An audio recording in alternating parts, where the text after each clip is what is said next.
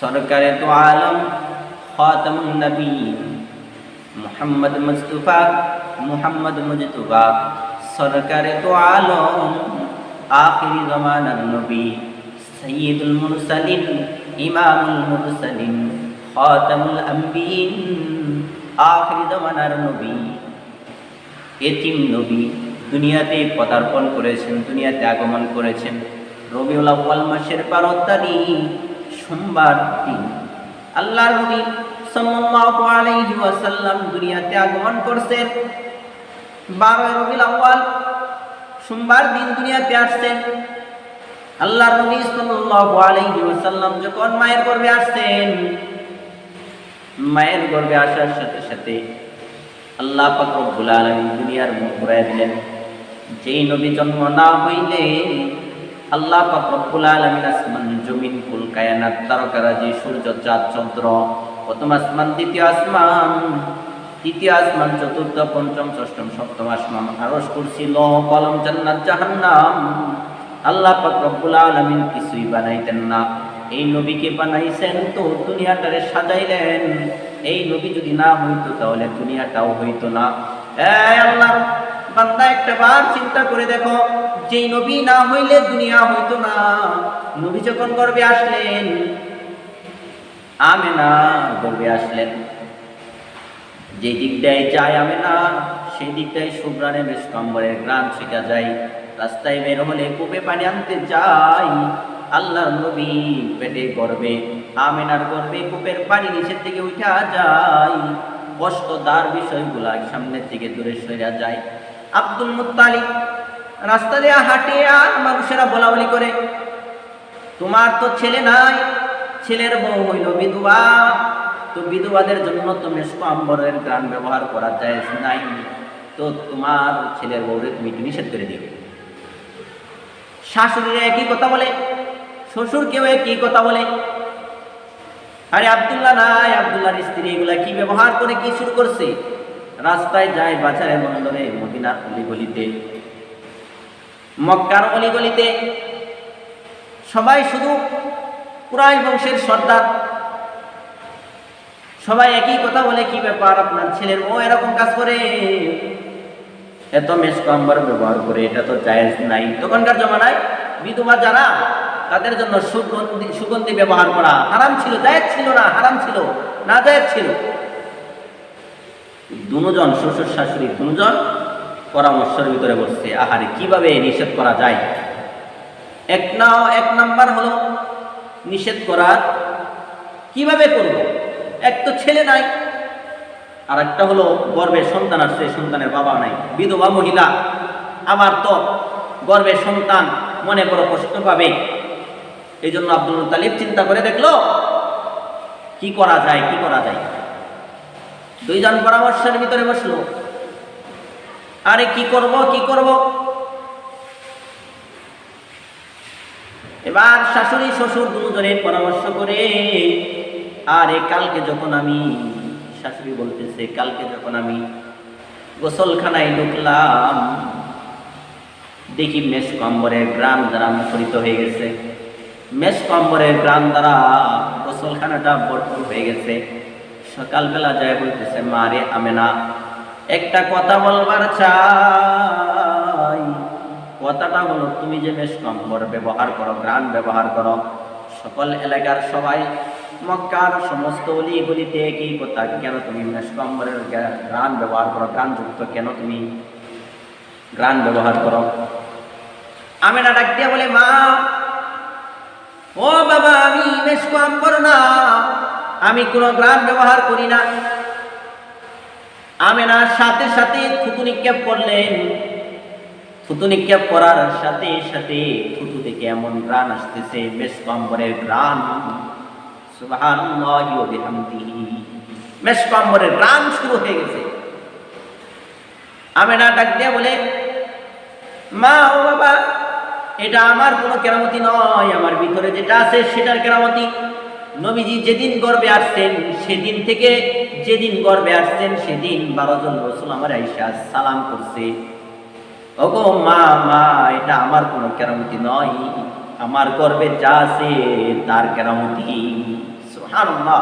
নবীজি গর্বে আসছেন তো মেসকাম্বর আমার শরীর নয়, আমি যেই দিক দিয়ে যাই মেসকাম্বরের গান শুরু হয়ে যায়।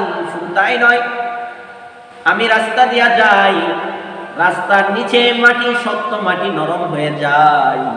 আমি যখন রাস্তা দিয়া বের হই রে মা, ও বাবা, আমি যখন রাস্তা দিয়া বের হই, আসমান থেকে এক খণ্ড মেঘ আইসা আমার শরীরে যেন রৌদ্র না লাগে, আমার যেন গরম না লাগে, আসমানের মেঘ আইসা আমার মাথার উপরে পাহারা দেয়, সামিয়ানা হয়ে যায়। আমি রাস্তা দিয়ে হাঁটলে উঁচু নিচু সমস্ত জায়গা সমান হয়ে যায়।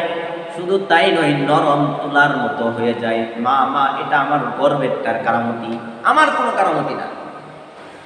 শুধু তাই নয়, আমি যখন কূপে যাই, মহিলারা লাইন দিয়ে দাঁড়ায় থাকে, আমেনা কখন আসবে, আমেনার জন্য অপেক্ষা করে, আমেনা কখন আসবে।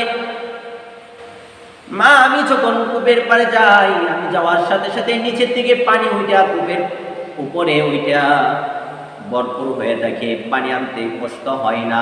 মা রে, এটা শুধু আমার কেরামতি নয়, ভিতরে যা আছে তার কেরামতি।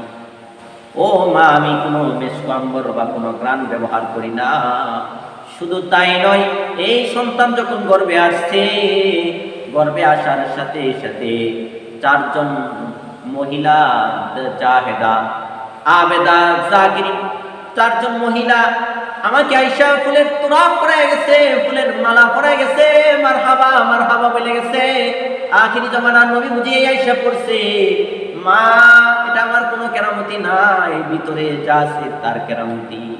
শুধু তাই নয়, সন্তান যখন আসবে, আবু মুসা আশআরীর মা সন্তানকে প্রসব করাইলেন।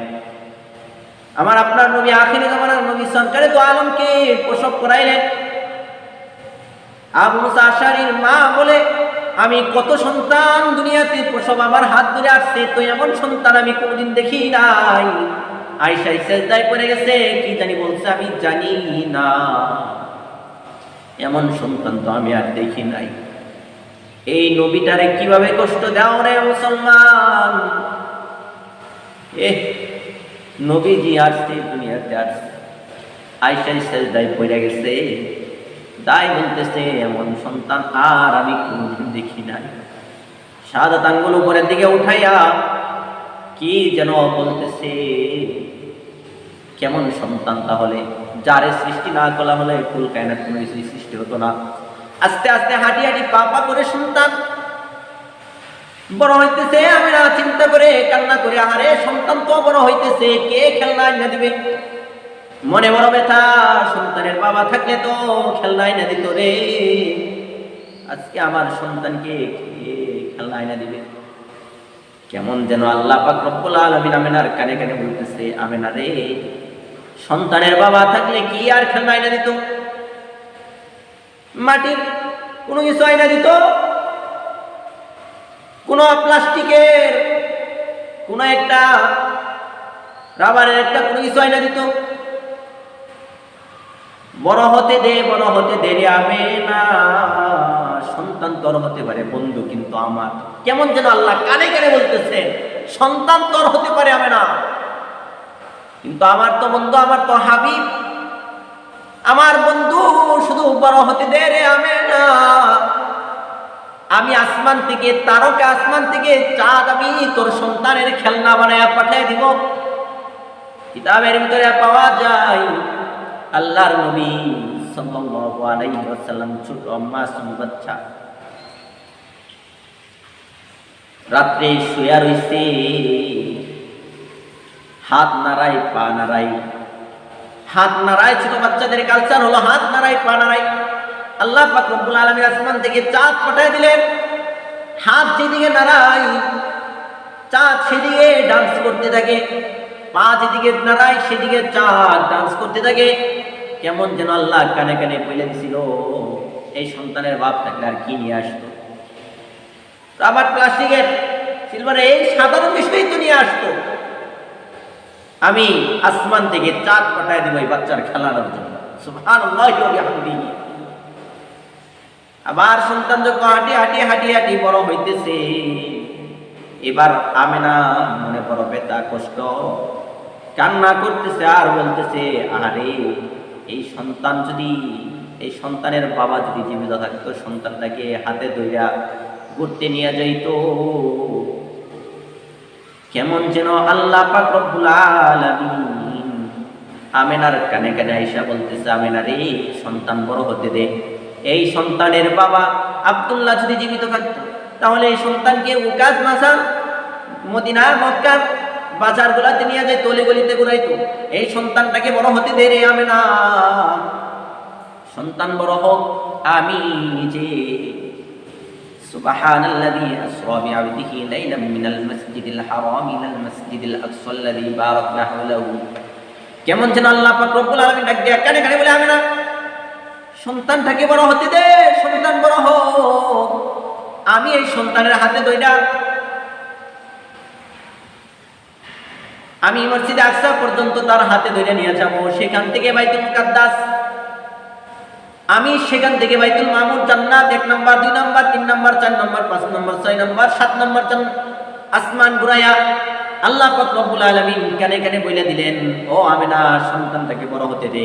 আমি হাতে ধরে প্রথম আসমান, দ্বিতীয় আসমান, তৃতীয় আসমান, চতুর্থ আসমান, পঞ্চম আসমান, ষষ্ঠ আসমান, সপ্তম আসমান পর্যন্ত ঘুরাইয়া, শুধু তাই নয়, জান্নাত জাহান্নাম, আরশ, কুরসি, লৌহ কলম যা কিছু আছে জান্নাত জাহান্নাম দেখায়া, শুধু তাই নয়, আমি আমার পাশে বসাইয়া, সময় হতে দে, আমি আমার পাশে বসাইয়া আমার সন্তান, তোর সন্তানকে, আমি আমার বন্ধুকে আমার পাশে বসাইয়া আমাকে শেষ পর্যন্ত দেখাইয়া আমি তোর কুলে পাঠিয়ে দিব।